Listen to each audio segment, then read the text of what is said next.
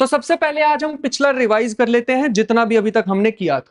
सबसे पहले हमने लास्ट टाइम ऐसी कुछ इक्वेशंस पढ़ने की कोशिश की थी, कुछ भी रैंडम इक्वेशंस लिख रहा हूं मैं, x minus y equal to 7। इन इक्वेशंस को सॉल्व किया था, इनको सॉल्यूशन फाइंड आउट करने के हमने तरीके ढूंढे थे। सबसे पहला अलजेब्राइक मेथड, इनमें सब्स्टिट्यूशन मेथड लगाओ, इसमें एलिमिनेशन मेथड लगाओ, वो सारी चीजें। तो पहला तरीका हमने अलजेब्राइक मेथड को समझा था, बहुत ज्यादा डिटेल में नहीं बताऊंगा, जस्ट एक बार थोड़ा सा ब्रीफ। उसके बाद मैंने दूसरा तरीका बताया था, ज्योमेट्रिक तरीका।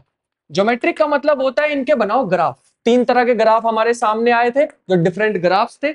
सबसे पहला मैंने बताया था कि कुछ ऐसी लाइंस आ सकती हैं जो कि एक ही पॉइंट पे इंटरसेक्ट करें, जितने पॉइंट पे इंटरसेक्शन उतने ही सॉल्यूशन। तो यहाँ कितने थे? एक ही सॉल्यूशन, तो उसका नाम दिया था यूनिक सॉल्यूशन। कुछ ऐसी भी इक्वेशंस एग्जिस्ट कर सकती हैं, लेट अस से ये इक्वेशन, या फिर लेट अस से दूसरी है x 4x माइनस या प्लस 6y इक्वल टू 7। इन दोनों में अगर हम देखें, ऊपर वाली इक्वेशन को अगर मैं 2 से मल्टीप्लाई कर दूंगा तो ऑलमोस्ट नीचे वाली जैसी बन जाएगी। ऑलमोस्ट वर्ड यूज किया है क्योंकि राइट साइड अलग अलग होगी। तो ये कुछ ऐसी इक्वेशंस होंगी, these are called parallel lines. और इसमें कितने सॉल्यूशन हुए? कोई भी सॉल्यूशन नहीं हुआ क्योंकि कट ही नहीं कर रही एक दूसरे को, तो यहाँ पे आ जाएगा नो सॉल्यूशन। और थर्ड भी एक बताई थी कि अगर मान लो कभी 2x plus 3y is equal to 6 हो और 4x plus 6y is equal to 12 हो, तो इसमें ये बिल्कुल एग्जैक्ट इक्वेशन है। ये दो इक्वेशंस है ही नहीं, ये एक इक्वेशन है, बस पहली वाली को 2 से मल्टीप्लाई किया है। तो 4x 6y यहाँ भी तो ये लिखा है और इज इक्वल टू 12 आ जाएगा। तो ये इक्वेशन कैसी बनेगा? इसका ग्राफ, ये एक इक्वेशन और जस्ट इसके ऊपर दूसरी इक्वेशन की भी लाइन आ जाने वाली है। इसमें कितने सॉल्यूशन होंगे? Infinitely many solution. ये भी लास्ट टाइम बताया गया था। तो ये मैंने बताया था दूसरा तरीका किसी भी इक्वेशंस को, ये जो वेरिएबल्स वाली इक्वेशंस होती है, लीनियर इक्वेशंस को स्टडी करने का। लीनियर वर्ड भी लास्ट टाइम बताया था, जब पावर 1 होती है उसका मतलब लीनियर होता है। तीसरा तरीका बताया था ट्रांसफॉर्मेशन का यूज करके, याद आया थोड़ा सा? कि मतलब अगर मान लो ये जो इक्वेशंस मैंने लिखी हैं, थोड़ी देर के लिए इसको ऐसा मान लेते हैं 3x 2x plus 3y is equal to capital x, x minus y is equal to 7 is equal to capital y। और मैंने बताया था कि यहां पे ये जो मेरे पास स्मॉल x स्मॉल y है और यहाँ पे जो कैपिटल x कैपिटल y है, अगर तुम ये स्मॉल x y में एक टेबल बनाने की कोशिश करो, x इज 1 1 और एक छोटा सा स्क्वायर बन जाएगा। सेम वैल्यूज, ये वाली वैल्यूज जो मैंने लिखी है यहाँ पुट करो और कैपिटल एक्स वाई की भी वैल्यू निकालने की कोशिश करो, तुम्हें पता लगेगा सडनली ये जो स्क्वायर है ये एक तो थोड़ा सा स्ट्रेच हो जाएगा और थोड़ा रोटेट भी हो जाएगा। स्ट्रेचिंग रोटेटिंग के कारण ये जो स्क्वायर है ये किस में बदल गया? ये बदल गया काइंड ऑफ एक पैरेललोग्राम में। तो ये हमारे पास ये हुआ क्या इसके बीच में? ये जो भी हुआ है हमने इसका नाम दिया था ट्रांसफॉर्मेशन। और इसको हम इस तरीके से लिख रहे थे लास्ट टाइम कि T of small x y is equal to capital x y. इसका मतलब भी बताया गया था कि अगर हम स्मॉल एक्स वाई में इस टी ट्रांसफॉर्मेशन को लगाते हैं, तो अगर स्मॉल एक्स वाई प्लेन में स्क्वायर है तो इधर आके पैरेललोग्राम बन जाएगा। या फिर इसे ऐसे भी लिख सकते हैं, कैपिटल एक्स वाई की जगह 2x प्लस 3y और कैपिटल y की जगह x minus y. This is called transformation. अगर मैं जनरल इक्वेशंस लिखूं, ax plus by is equal to capital x, cx plus dy is equal to capital y, तो last time मैंने कहा था इसको हम जनरल फॉर्म में या ट्रांसफॉर्मेशन की फॉर्म में कैसे लिख सकते हैं? ax प्लस by और cx प्लस dy। एक तो ये तरीका हो गया, बढ़िया था। लेकिन फिर हम एक स्टेप और बियॉन्ड गए थे इससे, विच इज पांचवा तरीका, सॉरी फोर्थ तरीका, which is using matrices. Matrices वाला तरीका मैंने बताया था कि इनसे तुम मैट्रिक्स भी बना सकते हो। कैसे बनाए थे? अगर ये अपने पास तो क्या बन जाएगा? इसको मैट्रिक्स में चेंज करना, तो ए बी और यहाँ पे सी डी और यहाँ स्मॉल एक्स स्मॉल वाई और इज इक्वल टू में कैपिटल एक्स कैपिटल वाई। इसमें भी सेम ही चीज बताई जा रही है कि अगर तुम इस स्मॉल एक्स वाई को ट्रांसफॉर्म करना चाहते हो और कहां जाना चाहते हो, कैपिटल एक्स कैपिटल वाई में, तुम्हें क्या करना होगा? इस मैट्रिक्स का यूज करना होगा। ये मैट्रिक्स क्या कर रही है? ट्रांसफॉर्मेशन में हेल्प कर रही है, इसलिए इस मैट्रिक्स का नाम भी हमने दिया था, this is called transformation matrix. थोड़ा सा याद आया? ये सारी चीजें मैंने लास्ट टाइम बताई थी। और इसके अलावा हम ये भी गए थे कि अगर मान लो कोई ऐसा आ गया हमारे पास ax plus B y cx plus dy is equal to में x डैश y डैश, अब क्या होगा? अब अगर हम ट्रांसफॉर्मेशन लिखना चाहें तो ऐसी आएगी, t ऑफ एक्स वाई किस में बदल रहा है? ये एक्स वाई किस में बदलना चाह रहे हैं? x डैश y डैश में। क्या बता सकते हो इस बार मैट्रिक्स का बनेगी? अगर मैट्रिक्स बनाने की कोशिश करें तो ए बी सी डी, साथ में एक्स वाई, और यहां पे एक्स डैश वाई डैश, ऐसा कुछ। लेकिन ये एक्स वाई की जगह क्या लिख सकते हैं? अभी अभी देखा था, ये एक्स वाई की जगह यहां से वैल्यू पुट करें तो ए बी सी डी, और यहां पे small a b c d, और साथ में x y is equal to में एक्स डैश वाई डैश। अब मैं इसको वापस ज्योमेट्री पे लाके इसका मतलब आज समझाना चाहूंगा, जो शायद मैंने लास्ट टाइम थोड़ा कम समझाया था। कि अगर मान लो तुम्हारे पास कभी भी एक स्मॉल एक्स वाई प्लेन है और एक capital x capital y plane है और तीसरा x dash y dash plane है, मुझे जाना है यहां से यहां, क्या करना होगा? स्मॉल एक्स वाई से कैपिटल एक्स वाई में जाना है, स्मॉल एक्स वाई से कैपिटल एक्स वाई में जाना है, तो क्या ट्रांसफॉर्मेशन मैट्रिक्स यूज करनी पड़ेगी? इसको थोड़ी देर के लिए नाम दे देते हैं टी, इसको थोड़ी देर के लिए नाम दे देते हैं यू। तो सोचते क्या होगा? अगर मुझे इससे यहां पे जाना है तो कौन सी ट्रांसफॉर्मेशन? टी। अगर मुझे इससे यहां पे जाना है तो, अगर कैपिटल एक्स वाई से एक्स डैश वाई डैश पे जाना है तो यू। लेकिन अगर मुझे डायरेक्ट जाना है तो टी और यू एक साथ यूज करनी पड़ेगी। यहां पे देख पा रहे हो ये कौन सी ट्रांसफॉर्मेशन मैट्रिक्स है? टी। और ये कौन सी है? यू। तो ये कुछ ऐसे लिखो, टी यू, मैंने गलती से टी यू लिखा है। अभी बताता हूं कि टी यू और यू टी बिल्कुल अलग अलग चीजें भी हो सकती हैं, ठीक है? बट फिलहाल के लिए u T small x small y. अब किसमें ट्रांसफॉर्म हो जाएगा ये फाइनल आंसर? अगर मैंने दो ट्रांसफॉर्मेशन एक साथ लगा दी, अगर ये इस पे लगाता तो क्या होता? अगर ये ट्रांसफॉर्मेशन टी इस पे लगाता तो ये बन जाता कैपिटल एक्स कैपिटल वाई, लेकिन यू इस पे लगा दिया तो एक्स डैश वाई डैश। तो मैं स्मॉल एक्स वाई प्लेन से कहां पे आ गया? एक्स डैश वाई डैश में। जब हम जंप करेंगे अपनी फिजिक्स में तो और ज्यादा डीप इसके मतलब समझ आएंगे। साधारण भाषा में ऐसा मतलब याद रखो, अगर हम कभी इन जनरल यू टी लिखना चाहें या फिर टी यू लिखना चाहें, they are not equal in general. हमेशा ऐसे नहीं होता कि दोनों सेम आ जाए। मतलब जो मैट्रिक्स की मल्टीप्लीकेशन होती है ना, वो कॉम्यूटेटिव नहीं होती है। कॉम्यूटेटिव का मतलब होता है A B is equal to B A. जरूरी नहीं है ये हमेशा वैलिड हो, मैट्रिक्स में नहीं होता। Matrix multiplication is not commutative. ऐसा नहीं हो सकता इसको पहले लिख दो इसको बाद में लिख दो सेम आंसर आए, नॉट पॉसिबल, ठीक है? इसके अलावा मान लो मैं एक सिंपल सा एग्जांपल लेता हूं, एक ट्रांसफॉर्मेशन और दूसरी ट्रांसफॉर्मेशन हमारे, शायद मैंने करा दिया था, देखना, ठीक है डन। और लास्ट टाइम हमने एक पैटर्न ढूंढने की कोशिश की थी इसी लीनियर ट्रांसफॉर्मेशन में, पैटर्न्स फॉर लीनियर ट्रांसफॉर्मेशन। हमने ये कहा था कि अगर मान लो कोई भी हमारे पास एक ट्रांसफॉर्मेशन है x, y, लेटर से 3x + 4y, और दूसरी इक्वेशन है x प्लस में 6y, कुछ भी ऐसा रैंडम सा दे रखा है। अगर मैं तुमसे क्वेश्चन पूछूं कि 6,7 क्या इस ट्रांसफॉर्मेशन का आंसर हो सकता है? कहने का मतलब अगर मैं कोई भी x, y इसमें पुट करूं, यहां से सॉल्व करूं, क्या आंसर आ सकता है इन इक्वेशंस को सॉल्व करके 6,7? या फिर मैं कहना चाह रहा हूं क्या this belongs to T x, y, या फिर क्या 6,7 is equal to 3x + 4y x plus में 6y? एक एक करके कंपेयर करूं तो 3x प्लस में 4y is equal to 6, x plus में 6y इज इक्वल टू 7। अगर मैं इन इक्वेशंस को सॉल्व करूं, अगर एक आंसर आ गया, जो कि मेरे को लग रहा है शायद आ जाएगा, इसको सॉल्व करके अगर हमारा आंसर आ गया तो हम बोलते थे, इसको नाम दिया था कि this point belongs to the range of T. थोड़ा सा याद आया? This belongs to range of T. फिर हमने इसमें थोड़ा सा पैटर्न नोटिस करने की कोशिश की थी कि अगर कभी भी हमारे पास रेंज आ रही है, केसेस किए थे इसके, पूरा का पूरा प्लेन या फिर एक लाइन या फिर एक पॉइंट, ये बताने की लास्ट टाइम कोशिश की थी। कहने का मतलब है ऐसा हो सकता है हमारे पास कि अगर मान लो इक्वेशंस दे रखी है 3x प्लस में 6y equal to 7, x minus में 9y इक्वल टू 8, या फिर इसको थोड़ी देर के लिए कैपिटल x कैपिटल y मान लेते हैं। रेंज का मतलब हो सकता है इस x y की क्या क्या पॉसिबल वैल्यूज आ सकती हैं, क्योंकि मैं इसको ट्रांसफॉर्मेशन में लिखूंगा तो इस तरीके से लिख सकता हूं।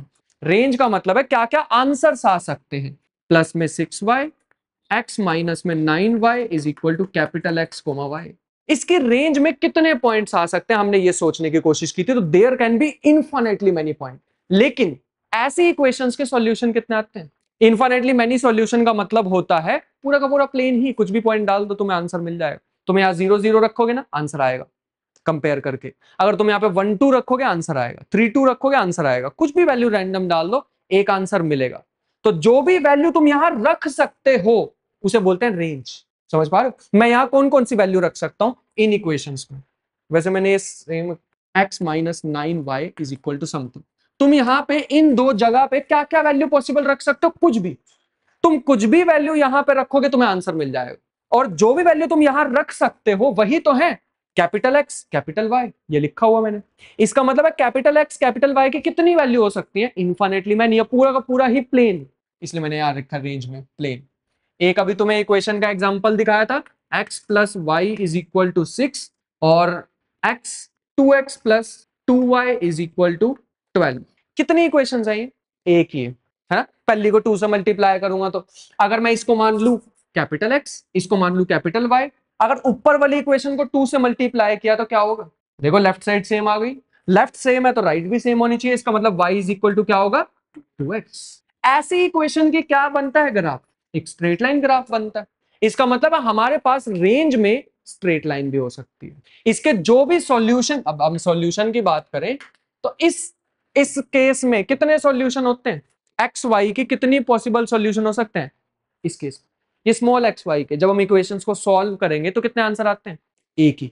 तुम यहाँ पे रखो 6, यहाँ रखो 7, इसको सॉल्व करके देखोगे एक ही आंसर आएगा, यूनिक सॉल्यूशन आएगा। इसका मतलब हमारे पास या फिर एक पॉइंट आंसर आएगा। नहीं समझ पाए? मुश्किल था। इसका मतलब है तुम यहाँ पे ना कोई भी एक रैंडम वैल्यू रख 2, इसको सॉल्व करने की कोशिश करो, एलिमिनेशन सब्स्टिट्यूशन। जब तुम इसको पूरा सॉल्व कर दोगे तो क्या आंसर आएगा? एक एक्स की वैल्यू आएगी, एक वाई की। कितने आंसर आएंगे? एक ही तो। उसमें पॉइंट तो आएंगे एक एक्स का, आंसर तो एक ही आएगा ना, यूनिक आएगा। इसलिए मैंने यहाँ पे यूनिक और पॉइंट लिखा। इसमें कितने आंसर्स पॉसिबल हो सकते हैं? बहुत सारे, इनफाइनेटली मैनी पॉसिबल हो सकते हैं। अभी भी बताए थे ना, या तो वो इसी लाइन पे सॉल्यूशंस एग्जिस्ट करेंगे या तो वो सॉल्यूशन खुद ही एक लाइन बना रहे होंगे। इसका मतलब है इसके क्या क्या पॉसिबल सॉल्यूशन हो सकते हैं। तुम यहाँ पे क्या क्या वैल्यूज पुट कर सकते हो इसमें, कैपिटल एक्स कैपिटल। अभी अगर मैंने जो इक्वेशन लिखी है तुम यहाँ कैपिटल एक्स कैपिटल वाई की जगह क्या क्या पॉसिबल वैल्यू रख सकते हो। इसको अगर मैं थोड़ा सिंप्लीफाई करके दिखाना चाहूं तो दो इक्वेशन तो है नहीं, ये तो एक ही इक्वेशन है, which is x plus y is equal to capital x और 2x plus 2y is equal to capital y. और ऊपर वाली को 2 से मल्टीप्लाई करूंगा तो फाइनली हमें कुछ ऐसा सा मिल रहा था। तुम जो भी x की जगह रखोगे तुम्हें एक y मिल जाएगा, जो भी x की जगह रखोगे y मिल जाएगा। अब टू सोन ऐसे ही चलते रहेंगे। कितने सॉल्यूशन पॉसिबल होंगे यहाँ पे? पहली लाइन देखें तो ये रही। अगर यहाँ पे कोई नंबर रख देंगे लेटर से सॉल्यूशन पॉसिबल करने हमें, ठीक है। यहाँ पे अगर हम रखेंगे 2 तो यहाँ हमें रखना पड़ेगा 1, है ना, तभी सेटिस्फाई कर रहा है। ऊपर वाली को 2 से मल्टीप्लाई करेंगे, नीचे वाली वैसे ही है, तो दोनों इक्वेशन सेम आ जाएंगी। यहाँ पे 1 रख रहे हैं, यहाँ 2, यहाँ अगर 2 रखेंगे तो यहाँ पे अगर 3 रखेंगे तो यहाँ पे 6 और यहाँ पे 4 रखेंगे तो यहाँ पे 8। कोशिश करते हैं इसको बनाने की। क्या होगा? पहले हमने 1 रखा था तो दूसरा कितना रखना पड़ रहा था? ये कैपिटल एक्स, ये कैपिटल। अगर हमें यहाँ पे 1 रखा था तो यहाँ कितना रखना पड़ रहा था? 1 के लिए 2 और 2 के लिए 4 के लिए 8 के लिए कैसी इक्वेशन कैसी ग्राफ बन रहा है? स्ट्रेट लाइन का। अगर तुमने यहां पे रख दिया 1, यहां पे रख दिया 2, ध्यान से ऑब्जर्व करते हैं, सॉल्व करने की कोशिश करते हैं, लेकिन सॉल्व तो मैं तब कर पाऊंगा अगर इसको मल्टीप्लाई कर भी दे। क्या दिक्कत दिख रही है इसमें? ऊपर वाली को 2 से मल्टीप्लाई भी कर दिया तो ये तो 0 इज इक्वल टू 0 आ गया, कोई फायदा ही नहीं हुआ। लेकिन कोई बात नहीं, मैं सिर्फ फर्स्ट वाली इक्वेशन को लेके चलूं, 1 माइनस एक्स और x की कुछ भी वैल्यू रख देते हैं। लेट अस से मैंने x रख दिया 1 तो y कितना आएगा? 0। तो 1,0 एक आंसर आ सकता है। अगर मैंने x को 0 रखा होता तो 1 आ जाता। अगर मैंने x को 2 रखा होता तो इसको 2 रखा होता तो अब टू सोन ऐसे ही चलते रहते। तुम इसका भी ग्राफ बना के देखोगे ना, जब भी स्मॉल x स्मॉल y का अभी ग्राफ बना के देखोगे जो पॉसिबल आंसर आ रहे हैं। मैंने कैपिटल एक्स वाई की जगह क्या रखा था? कैपिटल एक्स वाई की जगह कोई भी एक पॉइंट उठा के रख दिया, ये वाला। जैसे ही मैंने ये पॉइंट उठा के यहां पर रखा, स्मॉल एक्स वाई की कितनी पॉसिबल वैल्यू हो सकती है? यहां से सोच के देखो कितनी निकाल सकता हूं ऐसे में वैल्यू, और इनफाइनाइटली मैनी। तुम यहां डालते रहो एक्स की जगह वाई आता रहेगा। और यहां से कितने पॉइंट चूज किए? एक पॉइंट के लिए कितने आंसर आ रहे हैं? Infinitely many. और इन सब इनफाइनाइटली मैनी आंसर्स का कैसा ग्राफ बनेगा? एक स्ट्रेट लाइन। तो इसका मतलब है जब रेंज में लाइन बन रही हो तो सॉल्यूशन में भी लाइन ही बनती है। थोड़ा सा डिफिकल्ट था समझने में, बिल्कुल सिर के ऊपर से क्या आ रहा है समझ? पक्का? तुम यहां से कोई भी फिक्स्ड पॉइंट उठाओगे, जैसे इसमें क्या था, तुमने कोई भी एक फिक्स्ड पॉइंट उठाया 6 7, आंसर कितने आए थे? एक ही तो आया था। तुम कोई और पॉइंट उठाओ 2 3, आंसर कितने आएंगे? एक ही तो आएगा। ऐसे तुम यहाँ पे कितनी पॉसिबल वैल्यू ले सकते हो? कुछ भी ले लो, आंसर कितने आते हैं? लेकिन एक ही आंसर आता। यहां क्या हो रहा था, मैंने एक वैल्यू ली, उसके लिए कितने आंसर आ रहे थे? इनफाइनेटली मैनी आंसर्स, इसीलिए मैंने यहां पे लिखा लाइन। और इस इनफाइनेटली मैनी आंसर्स का जब तुम ग्राफ बनाओगे तो वो कैसा ग्राफ बनता है? Straight line. इसका मतलब हाँ, यहां पे इनफाइनेटली मैनी सॉल्यूशंस ही हैं, लेकिन उन इनफाइनेटली मैनी सॉल्यूशंस का जो ग्राफ बनता है वो कैसा है? Line, straight line.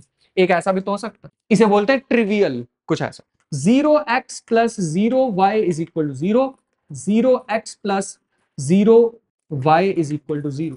क्या क्या वैल्यू रख सकता हूं मैं एक्स वाई की जगह? कुछ भी रख, बस ये मैंने फिक्स कर दिया, ठीक है। इसको हम बोलते हैं ट्रिवियल, लास्ट टाइम बताया था इसके बारे में। एक्स वाई की जगह क्या वैल्यू रख सकते हैं? कुछ भी।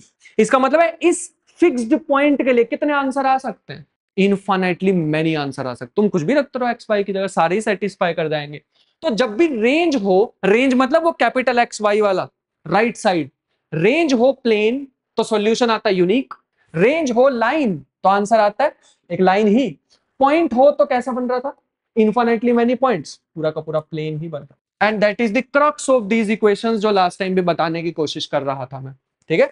ये सिर्फ 2 डायमेंशन तक नहीं है, वैसे तो इस लेक्चर में हम बहुत ही ज्यादा हायर डायमेंशंस की बात करने वाले, वेक्टर स्पेस के बारे में बताने वाला हूं, बट फिलहाल के लिए ये। अगर हम 3 डायमेंशन पे जाते, बाय द वे इसका मतलब बताया था, 3rd डायमेंशन में जा रहे हैं, R4 भी लिख सकता था, R5 भी लिख सकता था। यहां क्या क्या पॉसिबिलिटी हो सकती है? जैसे इस 2 डायमेंशन में क्या क्या हो सकता है? Point, line, plane. इसमें हो सकता है, इसमें रेंज है। सबसे पहले सॉलिड, सॉलिड मतलब पूरा 3 डायमेंशन, दूसरा प्लेन, तीसरा लाइन, और एक पॉइंट। पॉइंट मतलब वही ट्रिवियल सॉल्यूशन जैसी चीजें।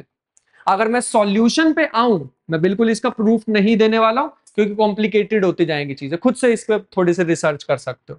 सॉलिड पे अगर जाएं, जैसे यहाँ पे प्लेन के लिए क्या था? यूनिक सॉल्यूशन, वैसे यहाँ सॉलिड के लिए यूनिक सॉल्यूशन। प्लेन पे जाएंगे तो लाइन जैसा मिलता है हमें सॉल्यूशन, लाइन पे जाएंगे तो प्लेन, जस्ट उल्टा ही लिख रहा हूं मैं और कुछ भी नहीं। और पॉइंट के लिए, जैसे एक पॉइंट, इस इक्वेशन के लिए हमारे पास कितने सॉल्यूशंस आ रहे थे? इनफाइनाइटली मैनी, पूरा कोई भी सॉल्यूशन डाल सकते हो, कोई भी सॉल्यूशन आ सकता है। ऐसे ही इन इक्वेशंस के लिए गैस करो क्या सॉल्यूशन आएगा?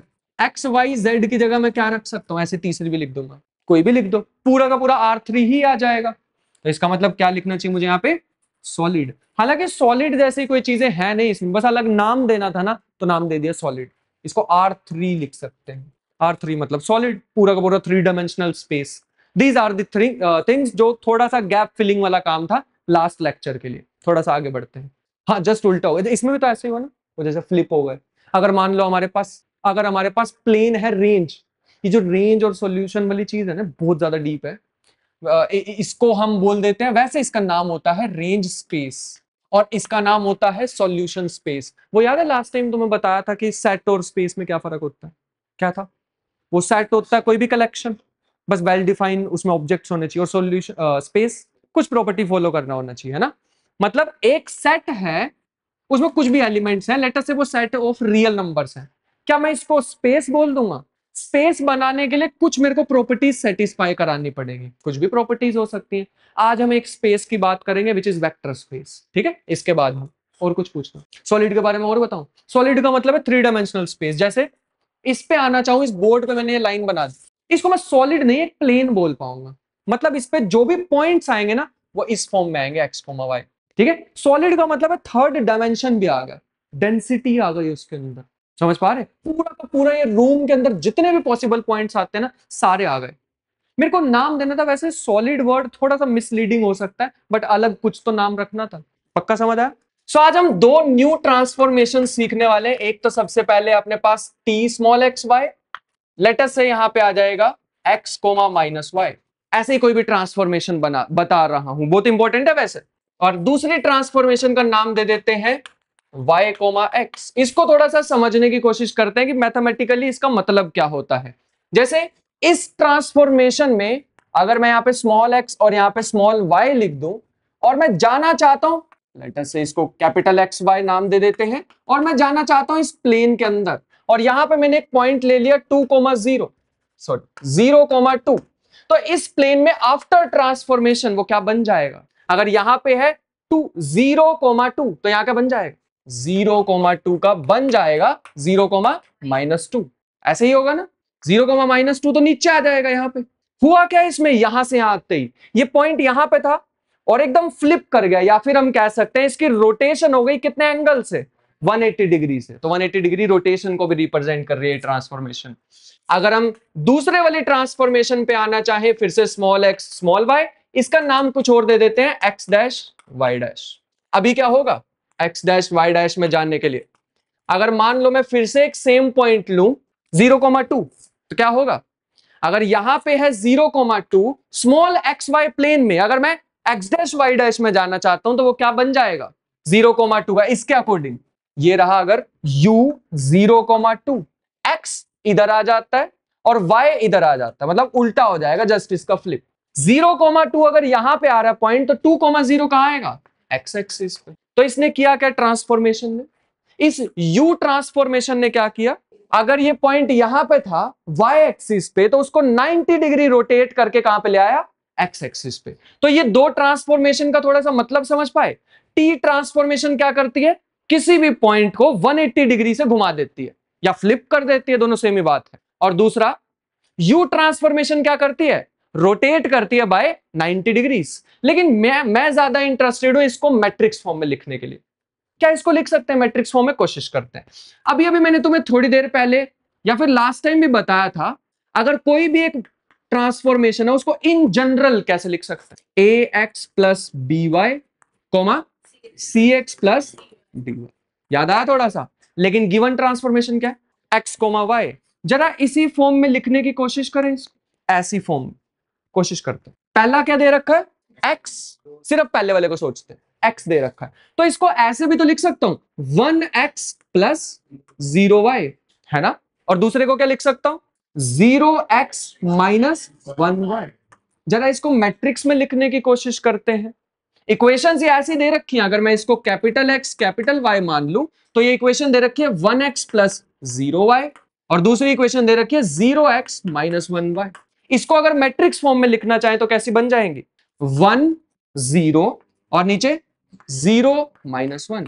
ये है वो टी ट्रांसफॉर्मेशन जिसकी हम बात कर रहे थे। क्या ऐसा ही हम यू ट्रांसफॉर्मेशन बता सकते कैसी दिखाई देगी इन मैट्रिक्स फॉर्म? कोशिश करते हैं। कैसे लिख सकते हैं यू को?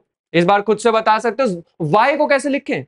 0x प्लस 1y, और x को 1x प्लस, जो कि ऐसा बन जाएगा 0x प्लस 1, या डायरेक्ट ही बता सकते हैं। इस बार कोफिशिएंट ही तो लिखने हैं। 0 1 आगे 1 0। This is the you transformation. इसका मतलब है ट्रांसफॉर्मेशन मैट्रिक्स ऐसी दिखाई देती है कुछ। और लास्ट टाइम मैंने एक और भी चीज बताई थी, यहां भी कुछ लिखा जाता है ना? वो इसका बताया जाता है कि कितनी कॉलम्स है कितनी रोज है, रो कोमा कॉलम। तो ये बन जाएगी 2,2। अगर कभी भी लिखा है हमारे सामने 2,2 तो इसका मतलब क्या? 2 रोज 2 कॉलम। पहले रोज आती है फिर कॉलम आती है। क्या तुम लोग बता सकते हो इसको क्या लिखेंगे? कितनी रोज है? 3, लेकिन कॉलम कितनी है? एक और चीज बताने वाला हूं आज तुम्हें, बट ये ट्रांसफॉर्मेशन वाला समझ आया? ऐसे ही हमारे पास काफी सारी और भी चीजें आ सकती हैं ट्रांसफॉर्मेशन में। थोड़ा सा अगर इसमें और जाना चाहें तो क्या तुम लोग बता सकते हो टी यू? थोड़ा सा रब कर रहा हूं मैं पहले इसे। अगर हम लिखना चाहें टी यू एक्स वाई तो क्या आएगा आंसर? सोचने की कोशिश करते हैं। ये टी मैट्रिक्स अभी क्या निकाली थी हमने? अगर मैट्रिक्स फॉर्म में इसको लिखना चाहें, लेटर से फाइनल आंसर हमारे पास आएगा, कुछ भी नाम दे सकते हैं इसको, x dash double dash y double, जो भी फाइनल आंसर आएगा अभी हमें बिल्कुल भी नहीं पता। अगर मैं टी मैट्रिक्स लिखना चाहूं तो वो क्या है? 1 0 0 माइनस 1, और यू मैट्रिक्स लिखना चाहे तो 0 1 1 0। क्या लास्ट टाइम मैंने मैट्रिक्स मल्टीप्लीकेशन के बारे में भी बताया था? अगर ये हमारे पास रो है तो इसको मल्टीप्लाई करते हैं इसके साथ, लेकिन साधारण सी मल्टीप्लीकेशन नहीं, कुछ ऐसे, इस रो को इस कॉलम के साथ। तरीका देखना, 1 को 0 से मल्टीप्लाई प्लस 0 को 1 से मल्टीप्लाई, तो यहां 0 आना चाहिए। समझ पा रहे हो क्या कर रहा हूं? इस रो को इस कॉलम से, तो 1 को 1 से मल्टीप्लाई 1, 0 को 0 से मल्टीप्लाई, और दोनों को प्लस करोगे तो फिर ऐसे इसको करके देखते हैं, 0 को 0 से करोगे तो, और -1 को 1 से करोगे तो, 0 को 1 से 0, -1 को 0 से, this is the final matrix. ये अपने पास आएगी इन दोनों की मल्टीप्लीकेशन करने के बाद कुछ ऐसे।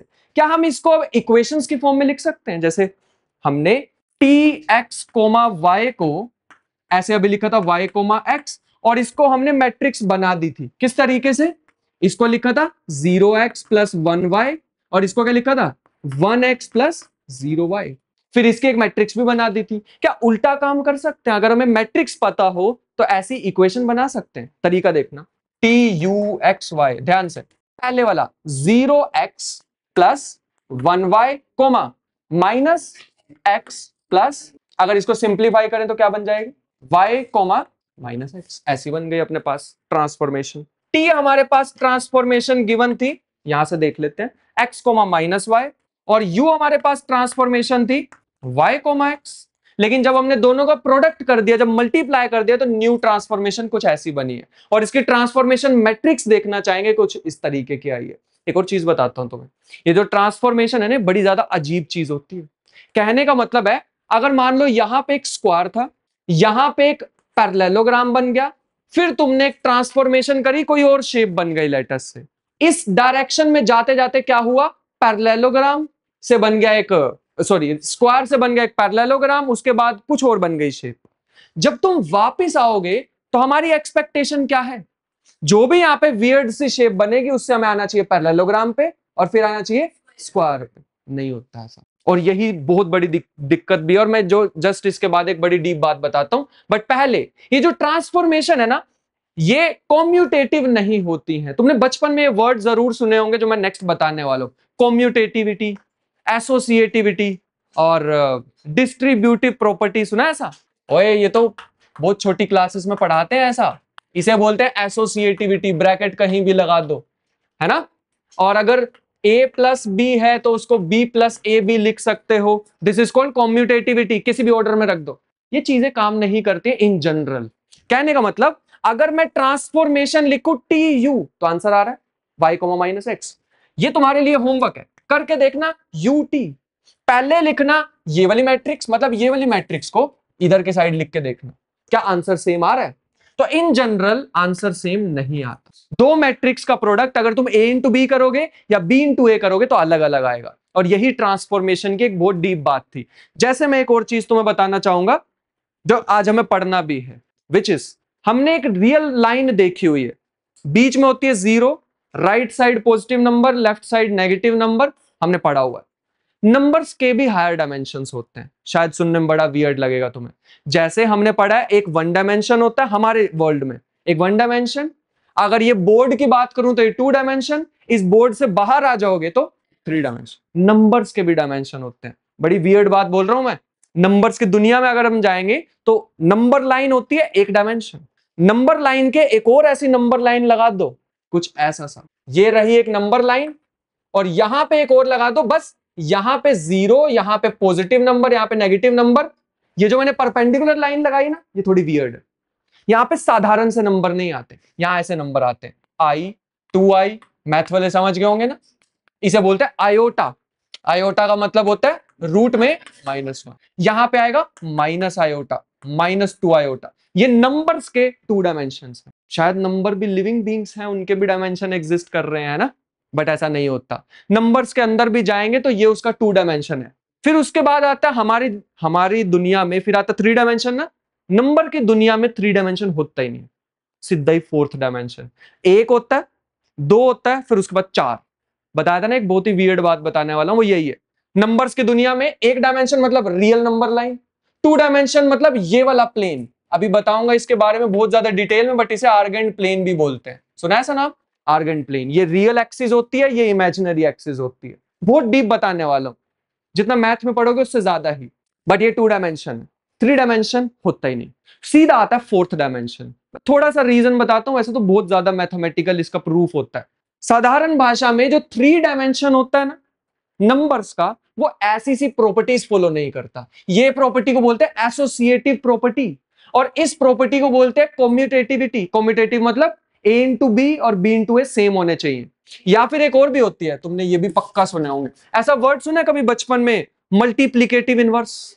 टू का मल्टीप्लिकेटिव इनवर्स क्या होता है? अगर मल्टीप्लीकेशन कर रहे हो तो टू का मल्टीप्लिकेटिव इनवर्स होता है 1/2, है ना। एक और भी वर्ड होता है मल्टीप्लिकेटिव आइडेंटिटी, ऐसा भी वर्ड सुना होगा।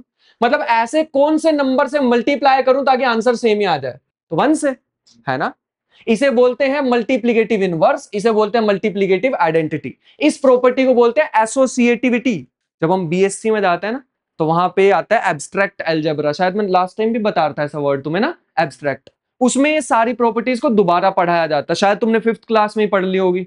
वो सारी चीजें बहुत ज्यादा डीप थी, हमें तब नहीं बताया जाता 5th क्लास में। बट ये हमारे पास मल्टीप्लिकेटिव इनवर्स, मल्टीप्लिकेटिव आइडेंटिटी। अगर हम नंबर्स के 3 डायमेंशन पे जाने की कोशिश करेंगे तो वहां पे ये फॉलो नहीं होती, एसोसिएटिविटी फॉलो नहीं होती नंबर के 3 डायमेंशंस में। वहां पे ऐसे रूल्स एग्जिस्ट नहीं करते, मल्टीप्लिकेटिव इनवर्स या फिर वहां पे इनवर्स जैसी चीजें नहीं होती हैं। जैसे अगर हम 3 डायमेंशनल वेक्टर्स पे चले जाएं, तुमने सुना हुआ ऐसा, आई कैप, जे कैप, के कैप। एक्स एक्सिस को डिनोट करता है, वाई एक्सिस को, जेड एक्सिस को, उसकी डायरेक्शन को शो करता है। ऐसी बातें हमने सुनी हुई हैं। इसमें हम डॉट प्रोडक्ट पढ़ते हैं, क्रॉस प्रोडक्ट पढ़ते हैं। ये जो क्रॉस प्रोडक्ट है ना, एसोसिएटिव नहीं होता। एसोसिएटिव का मतलब है तुमने क्रॉस प्रोडक्ट किया ए क्रॉस बी सी के साथ, या फिर ए क्रॉस बी क्रॉस सी।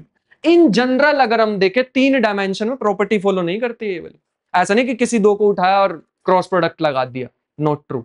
दूसरा, इसमें डिवीजन काम नहीं करती, शायद ये तो मैं अपने नॉर्मल लेक्चर्स में भी बताता रहता हूं।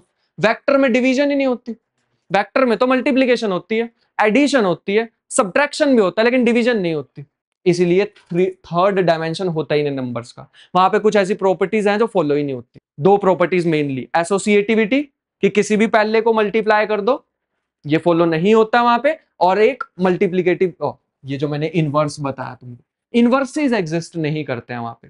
जैसे 2 का 1/2, ये तो सिंपल हो गए ना नंबर्स। यहाँ पे कॉम्प्लेक्स नंबर्स आ जाएंगे, कॉम्प्लेक्स वर्ड इग्नोर करना भी अगर कॉम्प्लेक्स के बारे में नहीं पता तो।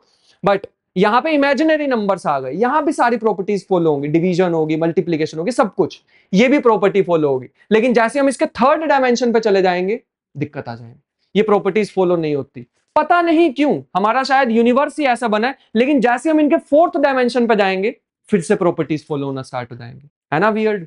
हमारे पास सिर्फ मैथमेटिकल प्रूफ है, लेकिन वो प्रूफ का मतलब क्या है पता नहीं। हम बता तो सकते हैं प्रूफ करके कि ऐसे ऐसे ये प्रॉपर्टी फॉलो नहीं हो रही, क्यों का आंसर नहीं है आपने पास। समझ गए? आगे बढ़ते हैं, शायद ज्यादा ही डीप हो गया है।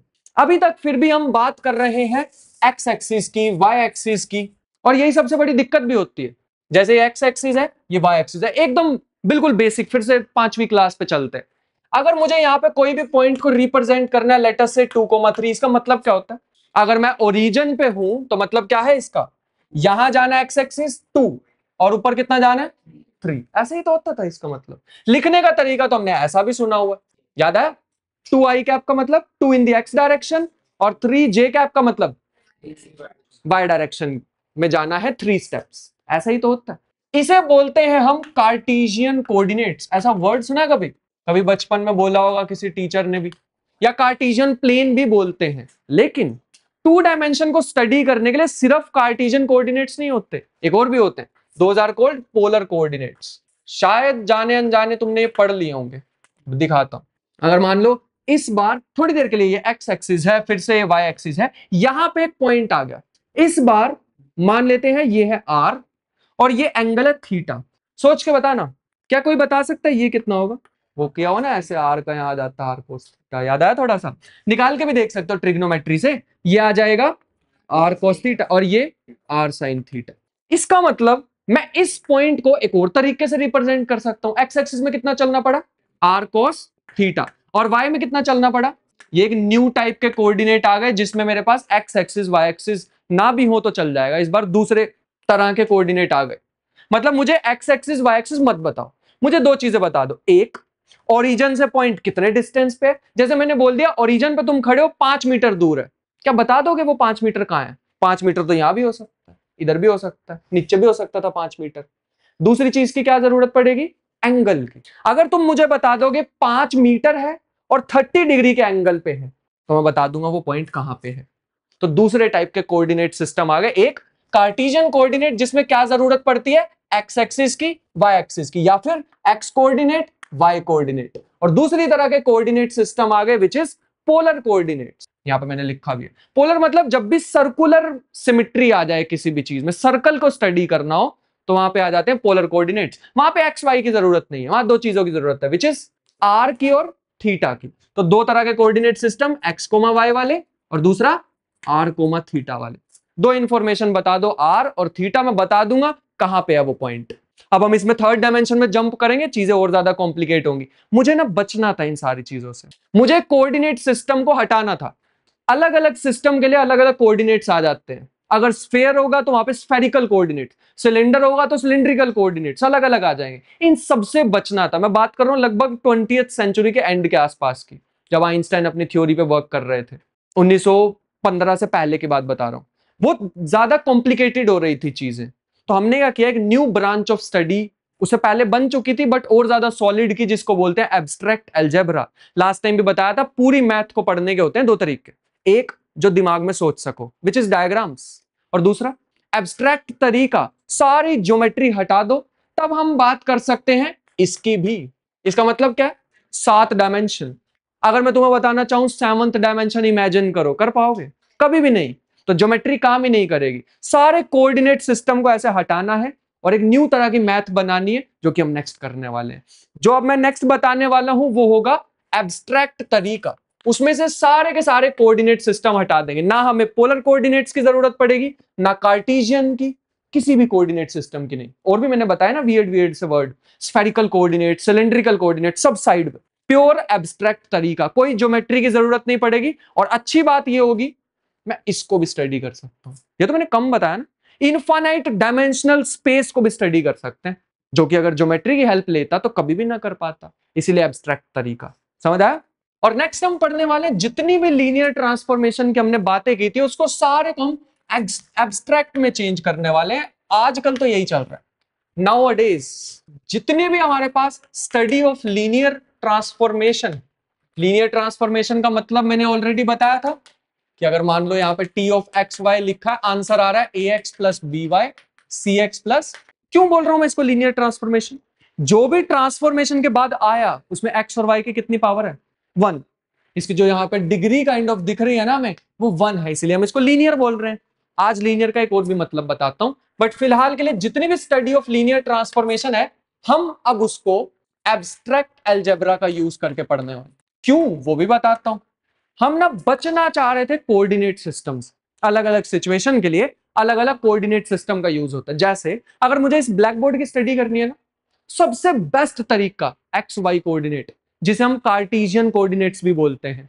अगर मुझे इस अर्थ की स्टडी करनी है, बढ़िया तरीका नहीं है कार्टेशियन कोऑर्डिनेट। फिर आते हैं एक स्फेरिकल कोऑर्डिनेट्स, जैसे 2 डायमेंशन में पोलर कोऑर्डिनेट्स, वैसे स्फेरिकल कोऑर्डिनेट्स। अगर मुझे एक बहुत बड़े सिलेंडर की स्टडी करनी है तो सिलिंड्रिकल कोऑर्डिनेट्स। सिलेंडर से याद आया, जो आइंस्टाइन की जनरल थ्योरी ऑफ रिलेटिविटी है ना, ऐसे समझ लो वो एक मशीन। उसका ना एक सॉल्यूशन निकाला एक साइंटिस्ट, एक मैथमेटिशियन थे जिनका नाम था गोडल। बहुत इंटरेस्टिंग सी बात है, बताता हूँ। इन्होंने ना उसको सॉल्व किया और उन्हें पता लगा कि आइंस्टाइन की इक्वेशंस के अकॉर्डिंग शायद यूनिवर्स में ना इनफाइनाइटली लॉन्ग सिलेंडर्स एग्जिस्ट कर सकते हैं, इसी स्पेस से बने हुए। बाय द वे यही एम्प्टी स्पेस जो हमारे आसपास है, इस स्पेस से बने हुए ऐसे सिलेंडर एग्जिस्ट कर सकते हैं जिसके अराउंड अगर हम घूमना स्टार्ट करें, साइंस फिक्शन जैसी बात लगेगी, बट अगर हम इसके अराउंड घूमना स्टार्ट करें तो हम टाइम में आगे या पीछे जा सकते। अभी तक बिल्कुल ये डिस्कार्ड कर दिए सभी ने थ्योरीज। पहली बात तो इनफाइनाइटली सिलेंडर जैसी चीज, इनफाइनाइट क्या होता है? कुछ भी नहीं है ना। तो इनफाइनाइट सिलेंडर जैसी चीज एग्जिस्ट करना पॉसिबल नहीं है, इसलिए ज्यादा बिलीव करते नहीं है लोग। लेकिन आइंस्टाइन की थ्योरी को सॉल्व करके निकाला था उन्होंने सॉल्यूशन, कि अगर यूनिवर्स में ऐसे सिलेंडर एग्जिस्ट करें, उसके अराउंड में घूमना स्टार्ट करूं near the speed of light, तो अगर मैं आज रिवॉल्व करना स्टार्ट किया, एक चक्कर लगाया, तो पूरा घूमने के बाद मैं पिछले कल में जा सकता। वियर्ड लगी ना चीज?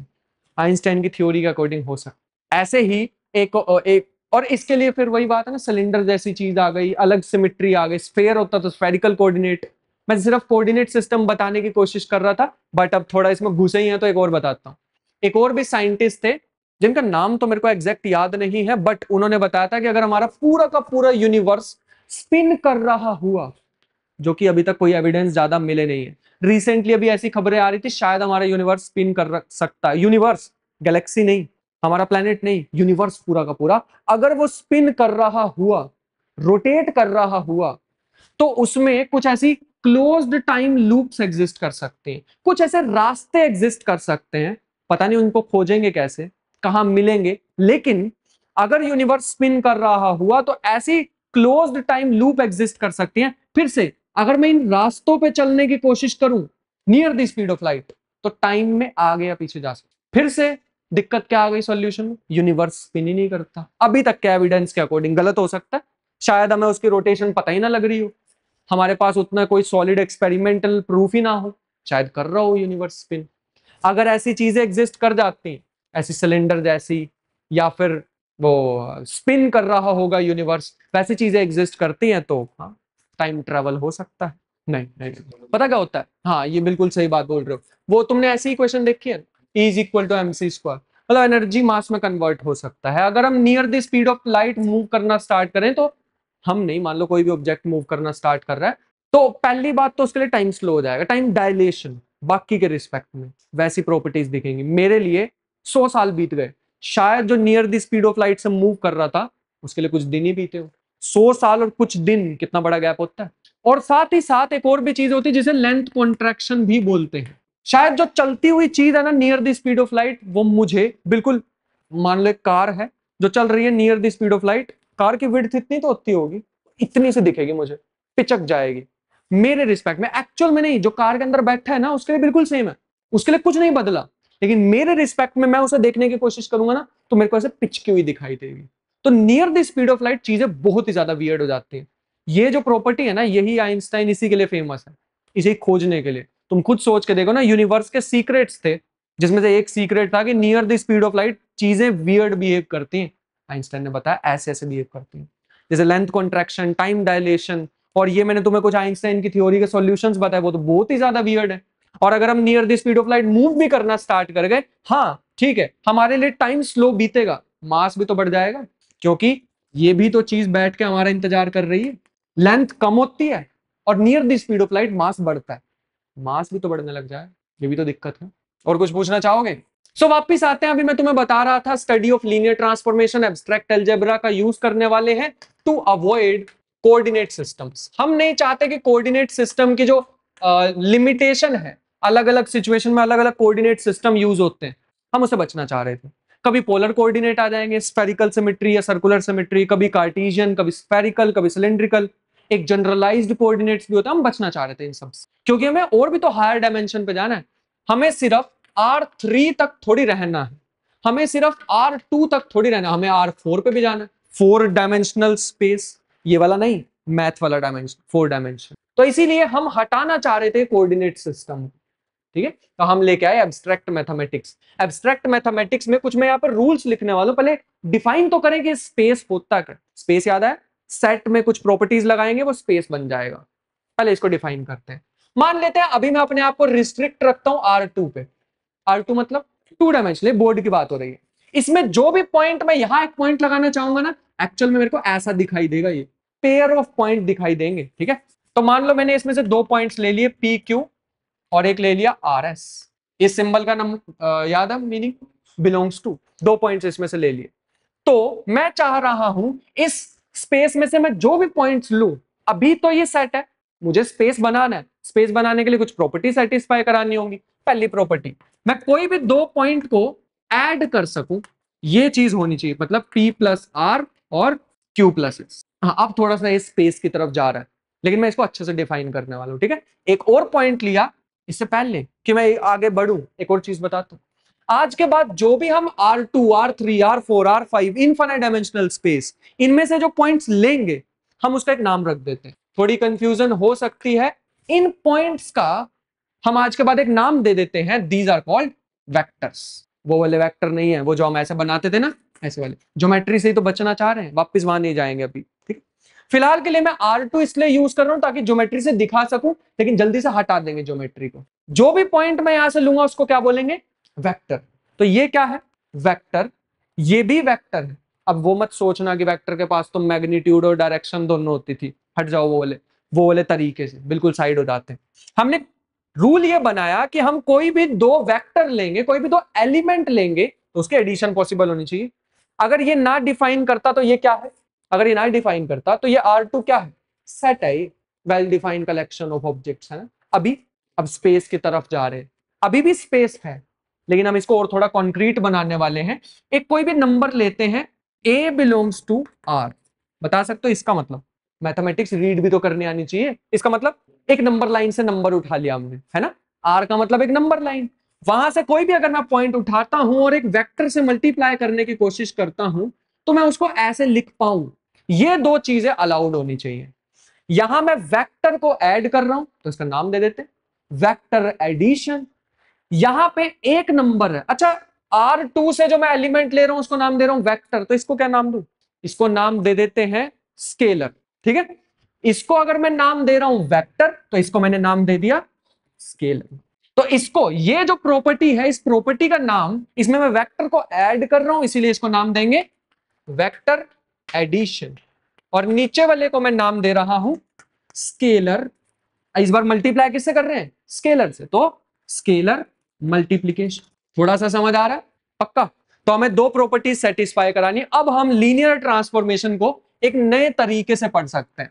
कहने का मतलब linear transformation can be studied as T from R2 to R2। अभी मैं एक यही एग्जांपल लेने वाला हूं, सच दैट, इस सिंबल का नाम याद है, फॉर ऑल, ये जितने भी पॉइंट्स हैं P Q R S A, इन सभी के लिए ये दो आगे वाली प्रॉपर्टी सेटिस्फाई होनी चाहिए। पहली, अगर तुम ट्रांसफॉर्मेशन कर रहे हो पी क्यू आर एस की, पहले इन दो पॉइंट्स को प्लस करो फिर ट्रांसफॉर्मेशन कर दी, या फिर तुम अलग अलग ट्रांसफॉर्मेशन कर दो फिर ऐड कर दो, कोई फर्क नहीं पड़ना चाहिए। कभी भी किसी ट्रांसफॉर्मेशन को हम लीनियर ट्रांसफॉर्मेशन बोल लेंगे, पहली प्रॉपर्टी ये सेटिस्फाई होनी चाहिए। ये प्रॉपर्टी क्या बताना चाह रही है, दो पॉइंट्स लिए उन्हें ऐड करा, अभी बताता हूं इसे एडिशन कैसे करते हैं। दो पॉइंट लिए इसे ऐड करा, ट्रांसफॉर्मेशन कर दो, या फिर पहले पॉइंट की ट्रांसफॉर्मेशन दूसरे पॉइंट की ट्रांसफॉर्मेशन और फिर प्लस कर दो, कोई फर्क नहीं होना चाहिए दोनों में। दूसरा, अगर कभी ऐसा दिख गया ट्रांसफॉर्मेशन करी फिर मल्टीप्लाई कर रहे हैं, या फिर पहले मल्टीप्लाई कर दिया पॉइंट को और फिर ट्रांसफॉर्मेशन कर रहे हैं, कोई फर्क नहीं आना चाहिए। अगर ऐसी प्रॉपर्टीज सेटिस्फाई हो रही है then that transformation is called linear transformation. अब इसे लीनियर ट्रांसफॉर्मेशन बोलेंगे। अब हम इसको बहुत ही ज्यादा सॉलिड तरीके से डिफाइन कर चुके हैं। मैं एडिशन को ना एक बार जरूर दिखाना चाहूंगा कि मैं क्या कहना चाह रहा हूं। जैसे फॉर एग्जांपल मैंने एक पॉइंट ले लिया 1 2, यहां ले लिया 1 2, यहां पे एक पॉइंट है लेट अस से 2,1 और यहां एक पॉइंट है 1,2। एक ये रहा पॉइंट, एक ये रहा पॉइंट। जैसे यहां कंसीडर किया था P कोमा, यहां पे मुझे कोमा लिखना चाहिए था, P comma Q R comma S, ये रहा P comma Q R comma S। पहली प्रॉपर्टी क्या थी, वेक्टर एडिशन, एडिशन पॉसिबल होना चाहिए। बताओगे आंसर क्या आएगा अगर मैं इनको ऐड कर दूंगा तो 2 + 1 3, 2 + 1 3, 3,3 कहां आएगा 3 + 3, ये रहा 3 यहां का और ये आ गया। देखो कहीं तो देखी सी चीज लग रही है ना। अगर मैं इस वाले वेक्टर को उठा के शिफ्ट कर दूं यहां पे, कुछ ऐसा, कुछ नहीं किया, बस इस वाले को उठा के ऐसे शिफ्ट करा, ना तो मैंने इसका एंगल चेंज करा ना इसकी लेंथ बड़ी छोटी की, ऐसे इस वाले को उठा के यहां रख दिया।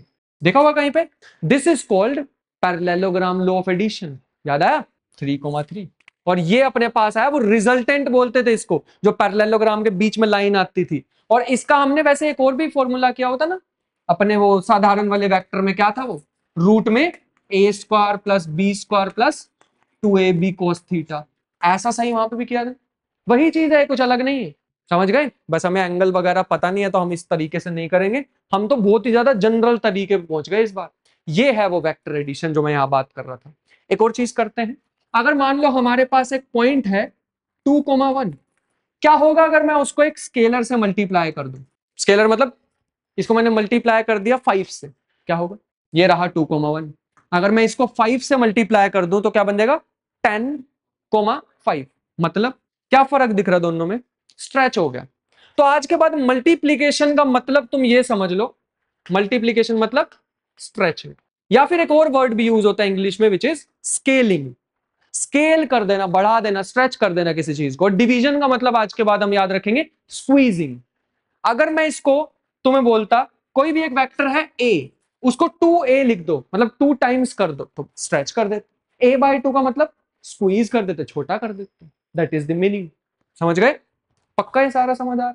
लीनियर ट्रांसफॉर्मेशन में मैंने यहाँ पे तुम्हें लिखवाया है अभी फिलहाल के लिए 2 जरूरी नहीं, एक्सटेंड किया जा सकता है। बस मेरे को अगर मान लो मेरे को लिखनी होती सेम डेफिनेशन R7 के लिए, बता सकते हो क्या फर्क पड़ता? R7 का कोई भी एलिमेंट कैसा आता तो 7 मेरे को लिखने होते वेरिएबल, फर्क क्या पड़ता? कुछ भी नहीं। जैसे फॉर एग्जांपल ABCDEFG, फिर एक दूसरा पॉइंट मेरे को लिखना पड़ता है ऐसा ही, फिर यहाँ ट्रांसफॉर्मेशन लिखनी पड़ती, फिर मैं उसको अलग अलग लिख सकता, कुछ भी फर्क नहीं है।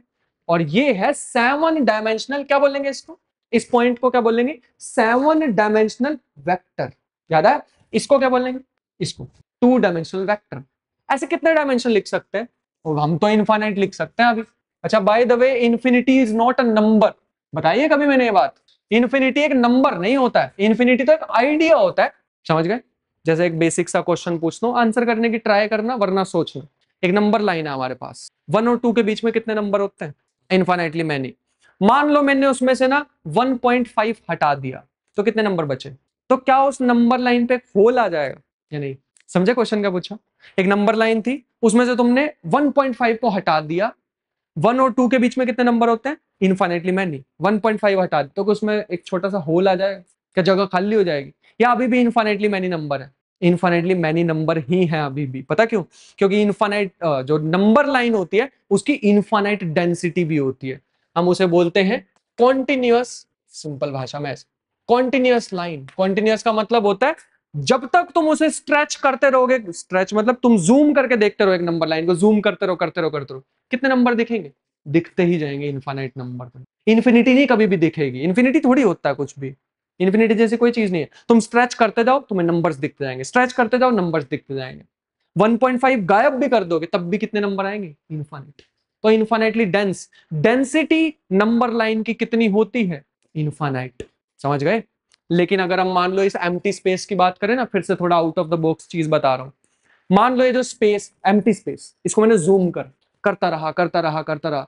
फिजिक्स वाले बोलते हैं, थ्योरेटिकल फिजिसिस्ट जो होते हैं ना, वो बोलते हैं कि स्पेस को इनफाइनाइटली जूम नहीं किया जा सकता, कभी भी नहीं किया जा सकता। एक पक्का छोटा सा ऐसा पोर्शन एग्जिस्ट करता है जिसे हम प्लैंक लेंथ बोलते हैं, जिसके बाद लेंथ का ही मीनिंग खत्म हो जाता है, लेंथ जैसा वर्ड ही नहीं यूज कर पाएंगे। मतलब इस स्पेस का छोटा सा पीस एग्जिस्ट करता है। सच बात है या नहीं है पता नहीं, थ्योरेटिकल कॉन्सेप्ट है, होगा तो बहुत अच्छी बात होगी।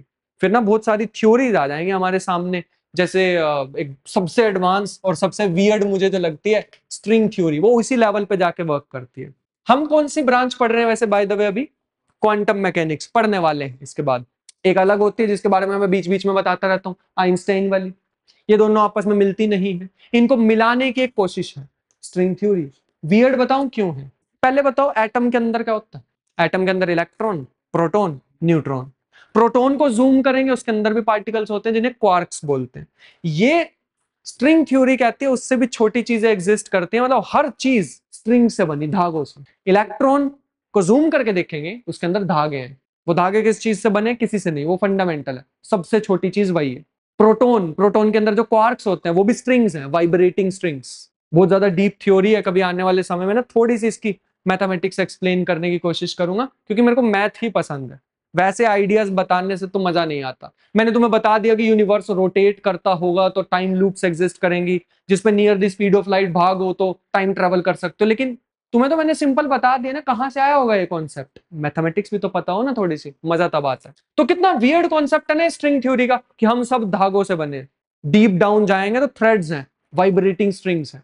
ज्यादा लोग इसमें बिलीव, मतलब काफी ज्यादा लोग इसे क्रिटिसाइज करते हैं कि सच नहीं है ये थ्योरी, आई मीन मैथमेटिक्स है ये, फिजिक्स नहीं है, ऐसा बोलते हैं। बट फिलहाल के लिए थोड़ा सा वापिस आना चाहेंगे, और फाइनली बताना चाहूंगा मैं तुम्हें एक चीज जिसे हम बोलने वाले हैं वेक्टर स्पेस। फिर से स्पेस का मतलब विद सम एडिशनल प्रॉपर्टीज। मान लेते हैं ये रहा वो सेट जिसके अंदर कुछ एलिमेंट्स है, यू वी डब्ल्यू, बहुत सारे। मेरे को प्रॉपर्टीज डिफाइन करनी पड़ेंगी। सबसे पहले मैंने प्रॉपर्टीज डिफाइन की u plus v. By the way इन यू वी का क्या नाम दे सकता हूं? वेक्टर्स। कितने भी डायमेंशनल हो सकते हैं। इसको क्या मैं बोलूंगा, बता सकते हैं?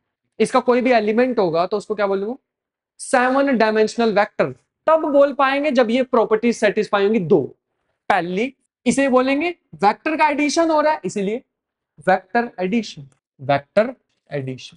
और दूसरा, एक अगर कोई भी नंबर उठा लूं मैं यहां से, आर से जो भी नंबर उठाऊंगा उसका नाम अभी बताया था स्केलर।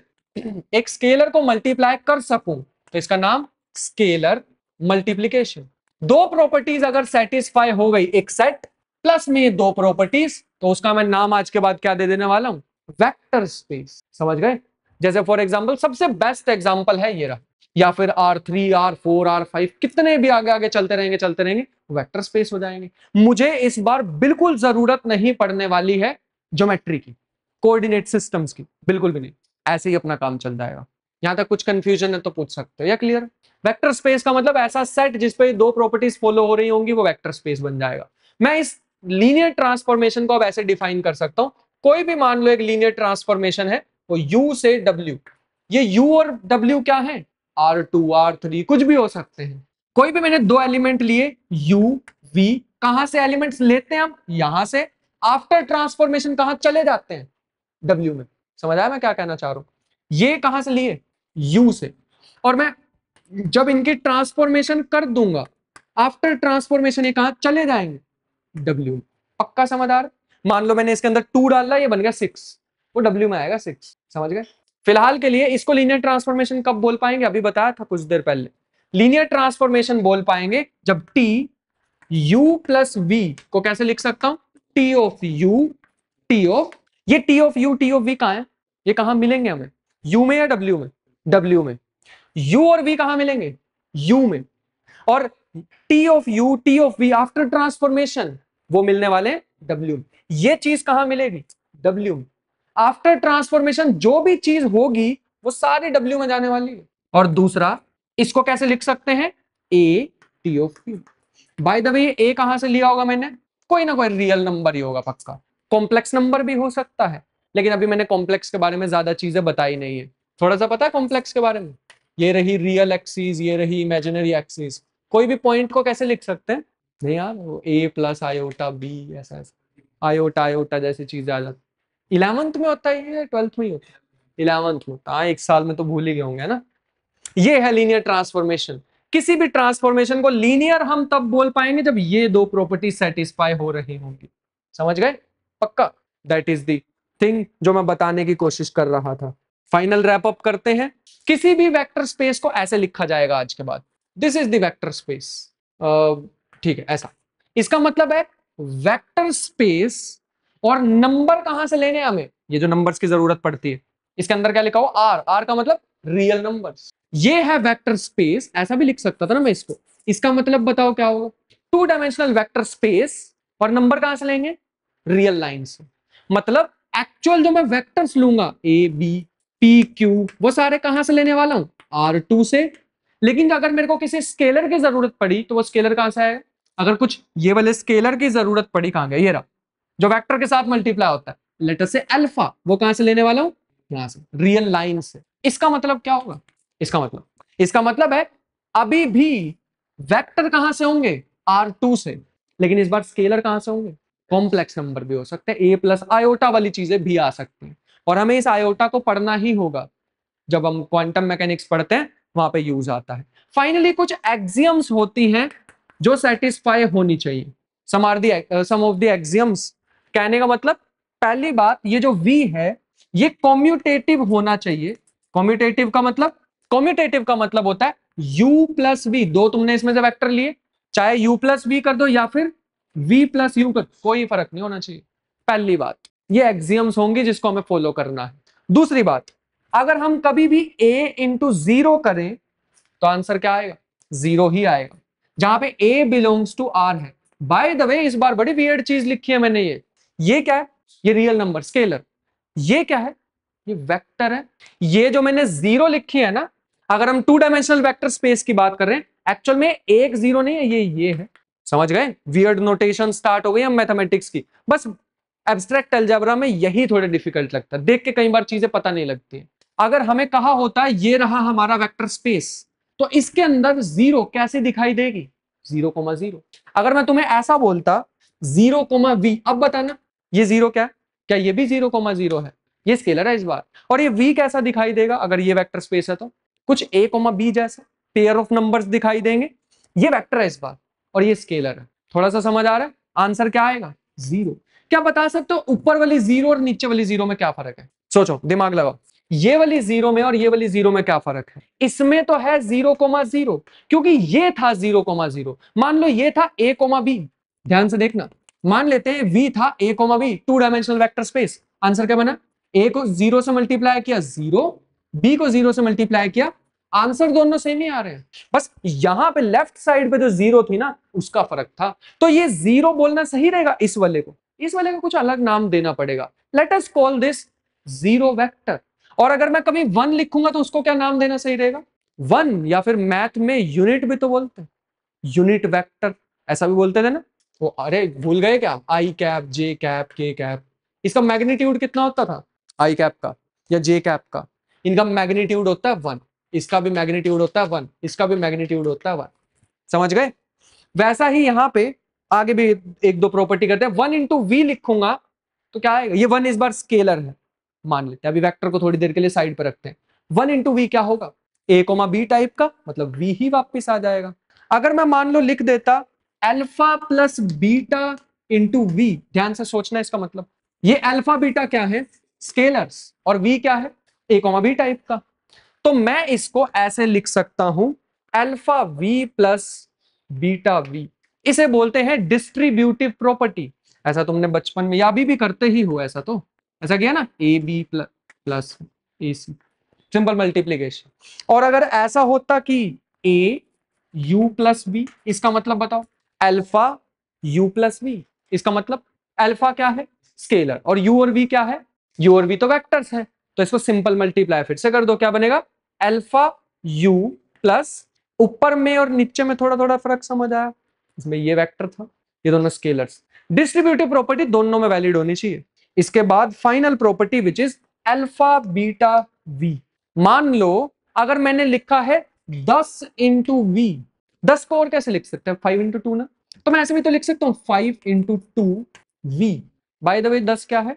स्केलर। 5 और 2 क्या है? स्केलर। तो मैं इसको ऐसे भी लिख सकता हूं, ये भी अलाउड होना चाहिए कि पहले 2 से मल्टीप्लाई कर दिया फिर 5 से मल्टीप्लाई कर दिया। इसमें देखना अल्फा बीटा वी, मतलब मैं इसको ऐसे भी लिख पाऊं अल्फा बीटा वी, पहले एक से मल्टीप्लाई कर दो फिर दूसरे से मल्टीप्लाई कर दो, या फिर पहले नंबर्स को मल्टीप्लाई कर लो फिर उससे मल्टीप्लाई कर दो, कोई फर्क नहीं होना चाहिए। ये सारी होती है एक्सियम्स, ऐसे समझ लो फ्री की प्रॉपर्टीज साथ आती हैं, ये सेटिस्फाई होनी ही चाहिए, ये बेसिक नीड होती है किसी भी चीज की। अब अगर मैं फाइनली तुम्हें कुछ एग्जांपल्स बताना चाहूं वेक्टर स्पेस के, तो सबसे पहले तो मैंने सारे बता ही दिए। R2 होता है, R3 होता है, R4 होता है। उसके बाद पॉलिनोमियल्स, पॉलिनोमियल्स देखे ना वो ऐसे वाले x² प्लस x प्लस 1, इस टाइप की। अच्छा, ऐसे कितनी डिग्री पॉसिबल है? वो कितनी मर्जी लगा दो, है ना। तो पॉलिनोमियल्स को हम डिनोट करने वाले हैं कुछ इस तरीके से, आर ऑफ ऐसी ब्रैकेट। कितने वेरिएबल्स दिखाई दे रहे हैं? एक। ये भी वेक्टर स्पेस बनाती हैं। इसका मतलब बताओ फिर क्या होगा? पॉलिनोमियल ही है लेकिन वेरिएबल कितने? 2। ऐसे कितने वेरिएबल्स पॉसिबल हो सकते हैं? Infinitely many. तो बहुत सारे पॉलिनोमियल ऐसे, एक वेरिएबल वाले, 2 वेरिएबल वाले, 3 वेरिएबल वाले, 4 वेरिएबल वाले, बहुत सारे हो सकते हैं, है ना। वो सारे वेक्टर स्पेस बनाते हैं। ध्यान से सोच के बताना ये कितने डायमेंशनल वेक्टर स्पेस है। अगर तुम लोगों ने ये बता दिया तो मतलब समझ गए भाई तुम सब कुछ। वो जो मैंने R ऑफ x लिखा है उसमें कितनी डिग्री पॉसिबल हो सकती है? जैसे फॉर एग्जांपल यहां लिखा, अगर मैंने ये लिखा ना x² ax² plus bx plus c, कितने कॉन्स्टेंट्स की जरूरत पड़ रही है? 1 2 3, और यहाँ पे 1x x², 3 चीजें हैं ना यहाँ पे। इसे हम बोलेंगे 3 डायमेंशनल वेक्टर स्पेस। आगे जाके और डीप बताऊंगा, बट फिलहाल के लिए ऐसे कितनी डिग्री पॉसिबल है? इनफिनिट तक ले जाओ। तो कितना डायमेंशनल वेक्टर स्पेस हुआ ये वाला? कितने ऐसे पॉसिबल हो सकते हैं टर्म्स? इनफिनिट। तो ये है इनफिनिट डायमेंशनल वेक्टर स्पेस। अगला भी इनफिनिट डायमेंशनल वेक्टर स्पेस। इसके अलावा हमने कैलकुलस सुना हुआ है। कैलकुलस का मतलब डिफरेंशिएशन इंटीग्रेशन। जो मॉडर्न फॉर्मुलेशन ऑफ कैलकुलस है, one of my personal favourite branch of mathematics, जिसको हम रियल एनालिसिस भी बोलते हैं। तुम्हारे वाली वही डिफरेंशिएशन इंटीग्रेशन, लेकिन एब्स्ट्रैक्ट की टर्म्स में। फिर से वही कोऑर्डिनेट सिस्टम को साइड हटा के कंप्लीट एब्स्ट्रैक्ट, ऐसी लैंग्वेज में लिखना जैसे अभी मैं लिख रहा हूं ना ये सारे, ऐसी लैंग्वेज में लिखी जा सकती है, ये भी एक वेक्टर स्पेस ही बनाता है, वेक्टर स्पेस में ही इंक्लूड होता है ये सारी की सारी ब्रांच। इसके अलावा हमारे पास डिफरेंशियल इक्वेशंस होती हैं, सबसे फेमस डिफरेंशियल इक्वेशन तो यही है, शायद मैंने लास्ट टाइम भी लिख के दिखाई थी तुम लोगों को, या इसका नाम भी बताया, इसे बोलते हैं श्रोडिंगर इक्वेशन। जब भी हमारे पास एक ऐसी इक्वेशन आए x square plus 2x plus 1 equal to 0, इस इक्वेशन के आंसर क्या होंगे बता सकते हो? इस बार में थोड़ा सा मैथमेटिकल टर्म्स में बताना, ठीक है? इस इक्वेशन के आंसर कैसे होंगे? इसमें लाई करते होंगे, या इसमें लाई करते होंगे, या इसमें लाई करते होंगे, सोचना किसमें आएंगे इन तीनों में से? इसके आंसर एक्स की कुछ ना कुछ वैल्यू तो आएगी, 1 2 3 4 5, वो कहां आएगी? इसमें आएगी। जो भी सॉल्यूशन होंगे पॉसिबल वो इसमें आने वाले हैं, मतलब जो भी आंसर आएगा वो नंबर आएगा। लेकिन जो भी हमारे पास ऐसी पॉलिनोमियल इक्वेशन होती है उसके आंसर आते हैं नंबर। जो भी हमारे पास ऐसी इक्वेशन आ जाए जिसमें डिफरेंशिएशन इन्वॉल्व हो गई, इन्हें बोलते हैं डिफरेंशियल इक्वेशंस।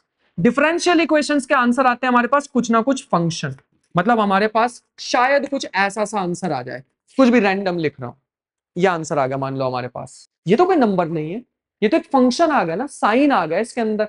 अभी बिल्कुल समझने की जरूरत नहीं है कि ये कहां से आया, क्यों आया, कैसे आया, बस इतना बताना चाह रहा हूं कि एक पॉलिनोमियल का आंसर आता है नंबर, लेकिन एक डिफरेंशियल इक्वेशन का आंसर आता है एक फंक्शन। ये जो फंक्शन आ रहे हैं ना, ऐसे फंक्शंस कलेक्ट करते रहो करते रहो करते रहो, जैसे एक ही जगह में और भी नंबर, एक ही जगह कुछ भी वैल्यू डाल सकता था, वो सारे जो मेरे पास इकट्ठे हो जाएंगे, कंबाइन करके वो एक वेक्टर स्पेस बनाते हैं। वेक्टर स्पेस फिर से वही वाला, एक डिफरेंशियल इक्वेशन का मान लो आंसर आ गया मेरे पास, कोई भी रैंडम डिफरेंशियल इक्वेशन थी और उसका आंसर मेरे पास आया ऐसा, e की पावर c, एक कांस्टेंट है, e की पावर t, मान लो ऐसा आंसर आ गया। c की क्या वैल्यू हो सकती है? कुछ भी, जैसे डालने की कोशिश करते हैं, यहां भी एक नाम लगा देते हैं, -t मान लेते हैं इसको। c की वैल्यू हो सकती है 1, c की वैल्यू हो सकती है 2, c की वैल्यू हो सकती है 3/2, कुछ भी पॉसिबल हो सकता है। मैंने ना इस सारे को इकट्ठे करके एक बॉक्स में डाल दिया, बता सकते हैं इस बॉक्स को क्या बोलने? नहीं बोल पाएंगे वेक्टर स्पेस, इसे बोलेंगे सेट।